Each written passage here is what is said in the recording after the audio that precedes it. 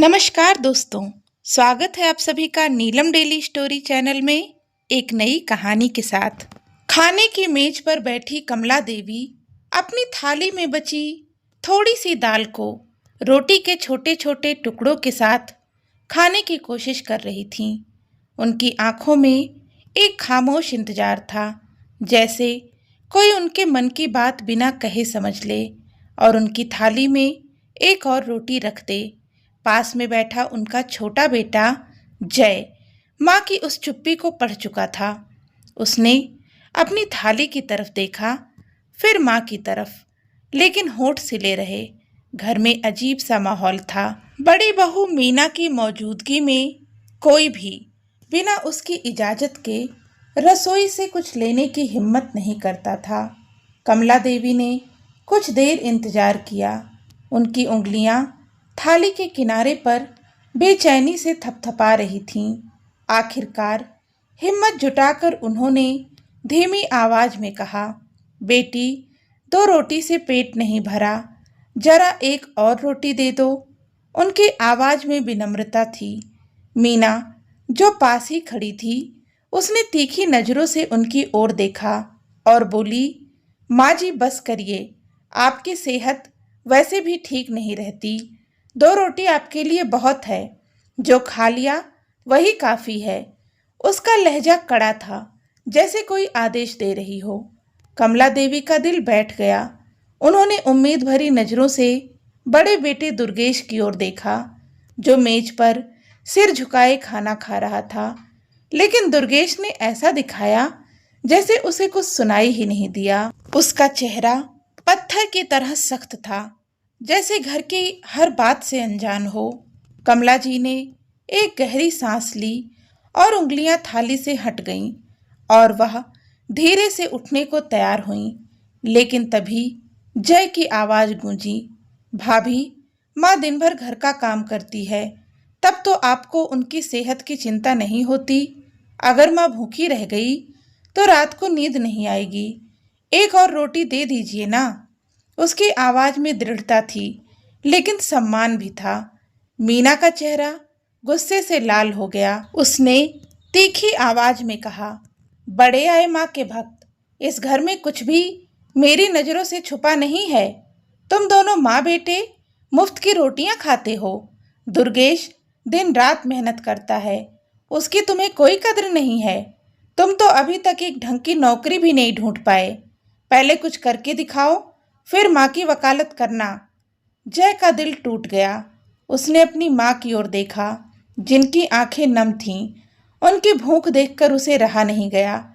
उसने अपनी थाली से एक रोटी उठाई और माँ की थाली में रखते हुए कहा, माँ, आप ये ले लो, मैं आज एक रोटी से काम चला लूँगा। ये देखकर मीना का गुस्सा और भड़क गया। उसने कमला जी की थाली से रोटी छीन ली और जमीन पर फेंकते हुए चिल्लाई, मेरी बात समझ नहीं आती? मैंने कहा ना, और खाना नहीं देना। अब तुम भी भूखे रहो, बड़े आए माँ के चेले। जय की आंखें भी छलक आईं। उसने कांपती आवाज में कहा, भाभी, आप में तो मानवता नाम की चीज ही नहीं बची है। कोई किसी की थाली से रोटी छीनकर फेंकता है क्या? उसके इतना कहते ही दुर्गेश, जो अब तक चुप था, उसने गुस्से से जय को घूरा और बोला, अपनी भाभी से माफ़ी मांग। जय का गुस्सा भी अब उबाल मार रहा था। भैया, जब भाभी माँ के साथ जुल्म कर रही थी, तब तो आप चुपचाप बैठे थे। अब अचानक आपको सब दिखने लगा।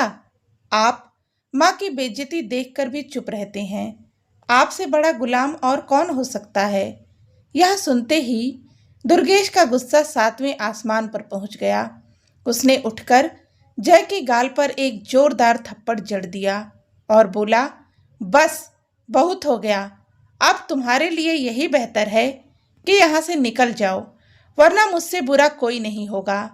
जय ने दर्द भरी निगाहों से जवाब दिया, हाँ भैया, आपसे बुरा कोई हो भी नहीं सकता। जो अपनी माँ का अपमान चुपचाप देखता हो, उससे बुरा इंसान और कौन होगा? यह सुनकर दुर्गेश ने एक और थप्पड़ जय के मुंह पर मारा और उसे धक्के मारकर घर से बाहर निकाल दिया। कमला जी जो अब तक चुप थीं, उन्होंने हिम्मत जुटाकर दुर्गेश से कहा, यह क्या कर रहे हो? तुम अपने भाई को ऐसे घर से नहीं निकाल सकते। यह घर उसका भी उतना है जितना तुम्हारा। दुर्गेश ने गुस्से में अपनी माँ की ओर देखा और बोला, माँ, अगर आपको अपने छोटे बेटे की इतनी चिंता है तो आप भी उसके साथ चली जाओ। इतना कहकर उसने कमला जी को भी धक्का देकर घर से बाहर कर दिया। बाहर सड़क पर खड़े जय और कमला जी एक दूसरे को देख रहे थे। जय के दिल में अपनी माँ की चिंता थी। वह तो कहीं भी रात गुजार सकता था, लेकिन अपनी माँ को कहाँ ले जाए? उसने धीमी आवाज में कहा, माँ, आपको घर नहीं छोड़ना चाहिए था। यह आपके पति का बनाया हुआ घर है। मैं आपको कहाँ लेकर जाऊं? मेरे पास तो रहने की कोई जगह भी नहीं है। कमला जी ने अपने बेटे का हाथ थाम लिया।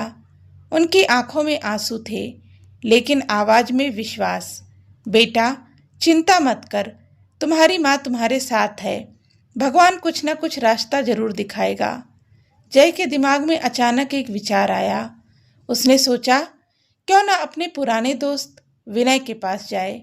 शायद वह कुछ दिन के लिए पनाह दे दे। उसने अपनी माँ का हाथ थामा और विनय के घर की ओर चल पड़ा। विनय ने उसकी हालत देखी और बिना कुछ पूछे उन्हें अपने घर में जगह दे दी। जय, तुम मेरे दोस्त हो, माँ जी को लेकर आए हो। जितने दिन चाहो यहाँ रहो। जय ने मुस्कुराकर कहा, बस 2 दिन। विनय, फिर मैं कोई रास्ता निकाल लूंगा, क्योंकि उसे पता था कि विनय भी तंग हाल में जी रहा था। वह उसका बोझ नहीं बनना चाहता था। अगली सुबह सूरज उगने से पहले ही जय नौकरी की तलाश में निकल पड़ा। दिन बीत गया, लेकिन उसे कोई काम नहीं मिला। अगला दिन भी खाली हाथ गुजर गया। जय अब परेशान होने लगा था। उसने विनय से 2 दिन का वक्त मांगा था और अब तीसरा दिन शुरू हो चुका था। वह सोच में डूब गया। अगर आज भी नौकरी नहीं मिली तो माँ को लेकर कहाँ जाऊंगा? तीसरे दिन वह फिर सुबह सुबह निकल पड़ा। दोपहर तक हर जगह भटकने के बाद भी कोई उम्मीद की किरण नहीं दिखी। थक कर वह सड़क के किनारे एक पेड़ की छांव में बैठ गया। उसकी नज़र सामने की दीवार पर चिपके एक कागज पर पड़ी। उस पर लिखा था, नज़दीकी अस्पताल में चौकीदार की ज़रूरत, वेतन 6,000, रहने की व्यवस्था। जय की आंखें भर आईं। उसने मन ही मन कहा, जय, तूने MBA किया है, क्या अब तू चौकीदार की नौकरी करेगा? उसका दिल दुख से भर गया। लेकिन तभी उसकी माँ का चेहरा आंखों के सामने आ गया। उसने गहरी सांस ली और बिना कुछ सोचे उस पते की ओर चल पड़ा। अस्पताल पहुंचकर उसने वहां मौजूद कर्मचारी से कहा, मैं चौकीदार की नौकरी के लिए आया हूं। कर्मचारी ने उसे ऊपर से नीचे तक देखा। जय की साफ सुथरी शक्ल और कपड़े देखकर वह हैरान था, लेकिन कुछ बोला नहीं। उसे इंटरव्यू के लिए डॉक्टर के पास भेज दिया गया। डॉक्टर ने जय की फाइल चेक की और चौंक कर कहा, तुमने MBA किया है और तुम चौकीदार की नौकरी करना चाहते हो? यह नौकरी तो उन लोगों के लिए है जो पढ़े लिखे नहीं हैं, अपनी मेहनत से 2 वक्त की रोटी कमाते हैं। मुझे बताओ, तुम यह नौकरी क्यों करना चाहते हो?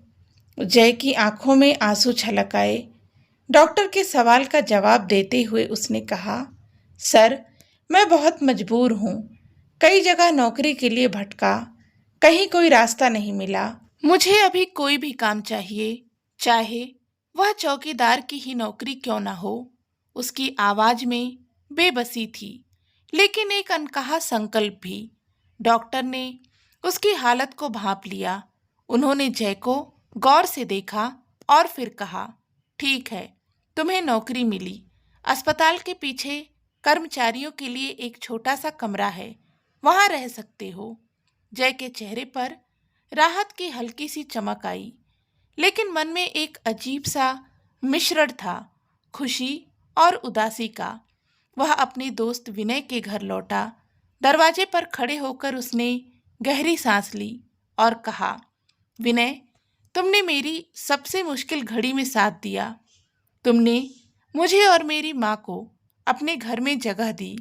इसके लिए मैं हमेशा तुम्हारा शुक्रगुजार रहूँगा। लेकिन अब मुझे एक नौकरी मिल गई है। मैं माँ को लेकर जा रहा हूँ। विनय ने हंसते हुए कहा, अरे, मुझसे मजाक मत कर। तूने एमबीए किया है। तुझे अस्पताल में नौकरी कैसे मिल गई? जय ने दबी आवाज में जवाब दिया, चौकीदार की नौकरी है। यह सुनकर विनय की आंखें नम हो गईं। उसने जय का कंधा थपथपाया और बोला, यार, तू इतना मत गिर। मेरा घर तेरा है। जितने दिन चाहे यहाँ रहे। तुझे अच्छी नौकरी मिल जाएगी। हिम्मत मत हार।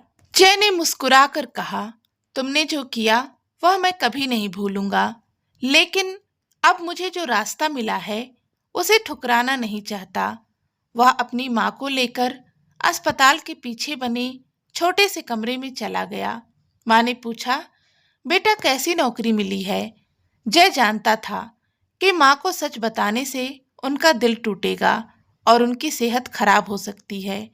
उसने धीरे से मुस्कुराते हुए कहा, माँ, एक दफ्तर में हिसाब किताब का काम है, कंप्यूटर पर। यह सुनकर कमला जी के चेहरे पर हल्की सी खुशी की लहर दौड़ गई। अगले दिन से जय ने अस्पताल में काम शुरू कर दिया।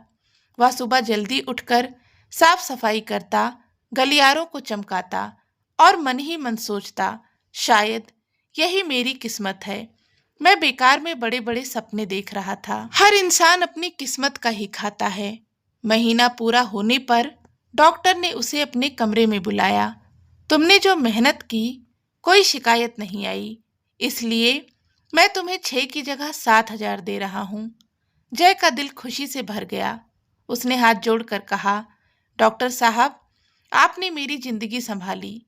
यह एहसान मैं कभी नहीं भूलूंगा। पैसे हाथ में लेकर वह बाहर निकला। उसने नोटों को गिना। पहली बार इतने पैसे एक साथ देखे थे।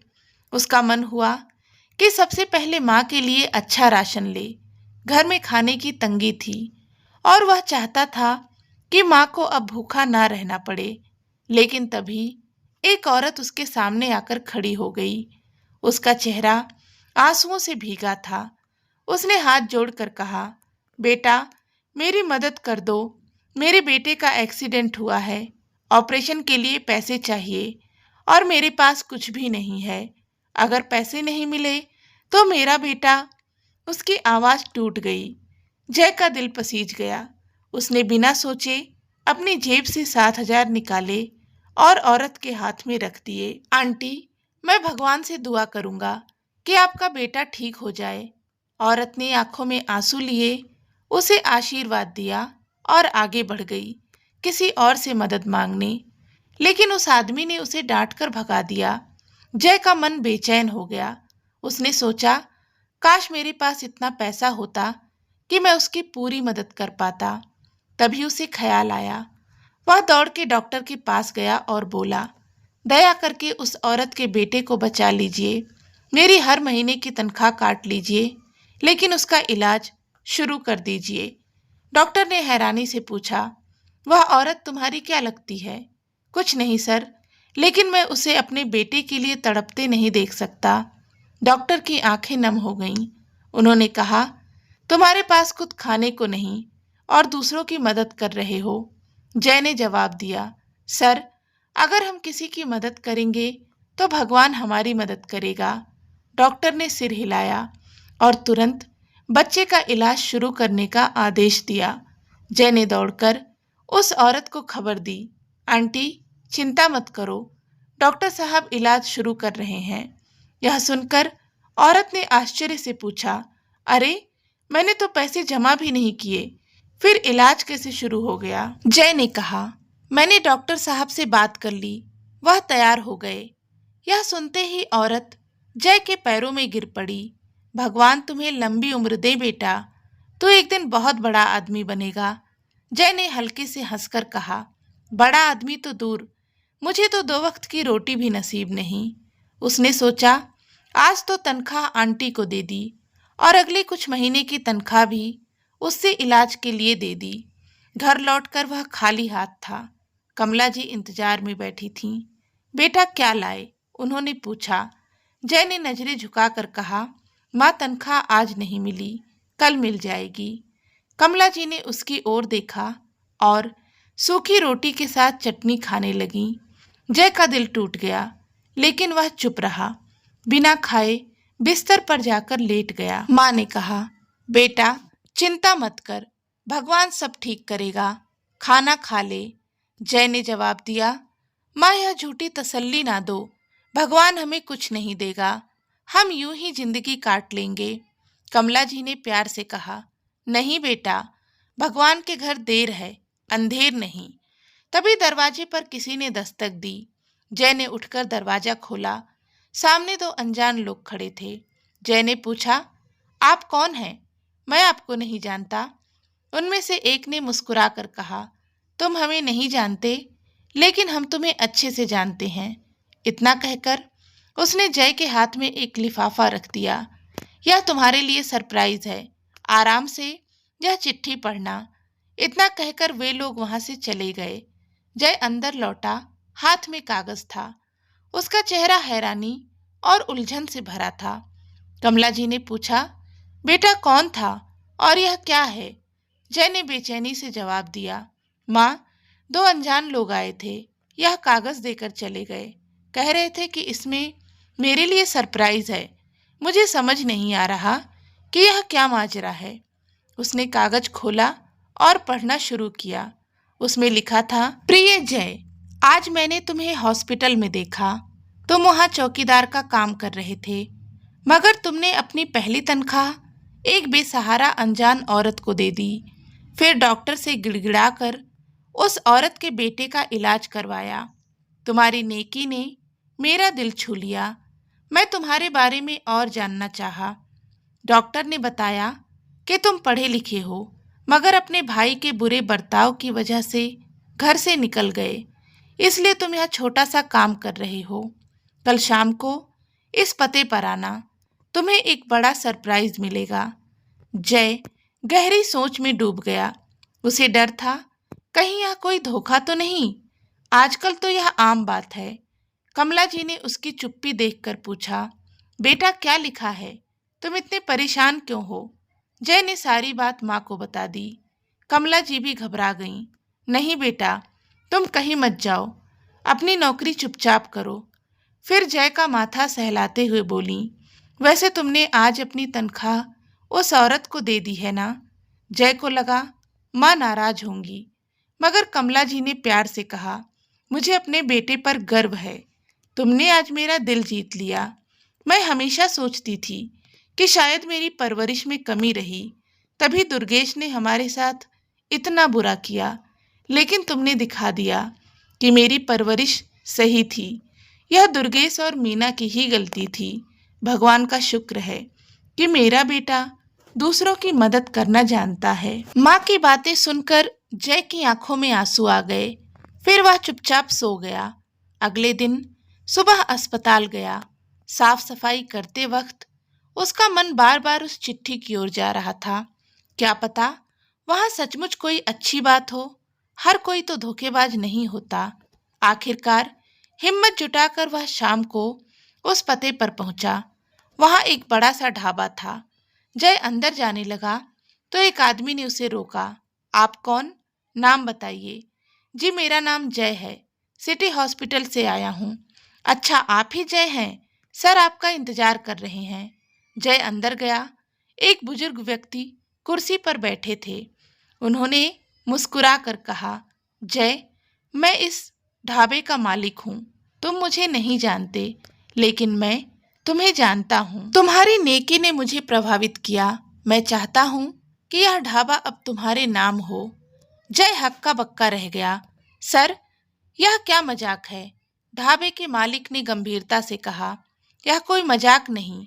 5 साल पहले मेरे साथ भी वही हुआ जो तुम्हारे साथ हुआ। मेरे बेटों ने मुझे और मेरी बेटी को घर से निकाल दिया। मैं बीमार हूँ और शायद मेरे पास अब कम दिन बचे हैं। मैं चाहता हूँ कि मेरा ढाबा किसी ऐसे इंसान के पास जाए जो दूसरों का भला करता हो। तुमने उस औरत की मदद की डॉक्टर से गिड़गिड़ाया, मैंने तुम्हारे बारे में सब पता किया। तुम अच्छे और नेक दिल हो, इसलिए मैं ढाबा और अपनी सारी संपत्ति तुम्हारे नाम करना चाहता हूँ। बस एक गुजारिश है, मेरी बेटी निशा का हाथ थाम लो, उससे शादी कर लो। वह बहुत भोली है, मैं उसे उसके भाइयों के भरोसे नहीं छोड़ सकता। जय को विश्वास नहीं हो रहा था। उसने कभी सोचा भी नहीं था कि उसका छोटा सा नेक इतना बड़ा इनाम देगा। उसने मन ही मन सोचा, इसीलिए कहते हैं दूसरों की मदद करनी चाहिए, भगवान किसी न किसी रूप में आकर रास्ता दिखाता है। उसने ढाबे के मालिक की ओर देखा और कहा, आपकी बात मुझे मंजूर है। वह घर लौटा और माँ को सारी बात बताई। कमला जी की खुशी का ठिकाना नहीं रहा। एक तरफ बेटी की जिंदगी संवर रही थी, दूसरी तरफ उसकी शादी की बात। कुछ हफ्तों के बाद जय और निशा की शादी हो गई। ढाबे के साथ एक छोटा सा मकान भी जय के नाम कर दिया गया। जय अपनी माँ को लेकर वहां रहने चला गया। अब वे चारों एक परिवार की तरह रहने लगे। समय बीतने लगा। जय ने ढाबे को अच्छे से संभाल लिया। एक दिन वह अपने ऑफिस में बैठा था, तभी उसे पता चला कि मैनेजर की नौकरी के लिए आए लोगों में उसका भाई दुर्गेश भी है। दुर्गेश ने जय को मालिक की कुर्सी पर देखा तो दंग रह गया। वह जय के पास आया और बोला, यह सब कैसे हुआ जय? जय ने ठंडे लहजे में कहा, आप मुझे जय मत कहिए, अब मैं यहाँ का मालिक हूँ। दुर्गेश का चेहरा लटक गया। मैं तुम्हारा बड़ा भाई हूँ, पुरानी बातें भूल जाओ, अब हम साथ मिलकर काम करेंगे। जय का गुस्सा भड़क उठा। अब जब मैं इस कुर्सी पर हूँ तो आपको तरक्की की बात याद आ रही है? उस दिन जब आपने मुझे और माँ को घर से निकाल दिया था, तब कहाँ था यह भाईचारा? मैं आपको धक्के नहीं मारूंगा, लेकिन अगर नौकरी चाहिए तो मेरे ऑफिस से चुपचाप निकल जाइए। दुर्गेश चुपचाप चला गया। जय अकेले में सोचने लगा, यह सब भगवान की ही माया है। एक दिन कोई हमें घर से निकाल देता है और फिर वही हमारे सामने झुकने को तैयार हो जाता है। इसलिए कभी घमंड नहीं करना चाहिए। दूसरों की मदद करने में ही सच्चा सुख है। वह घर लौटा, अपने परिवार के साथ खुशी खुशी खाना खाया। उसने मन ही मन भगवान का शुक्रिया अदा किया। एक छोटी सी नेकी ने उसकी जिंदगी बदल दी। तो दोस्तों, आज की इस कहानी के विषय में आपके क्या विचार हैं? हमें कमेंट करके ज़रूर बताएं। कहानी पसंद आई हो तो इसे लाइक करें, शेयर करें और चैनल को भी सब्सक्राइब कर लें। धन्यवाद।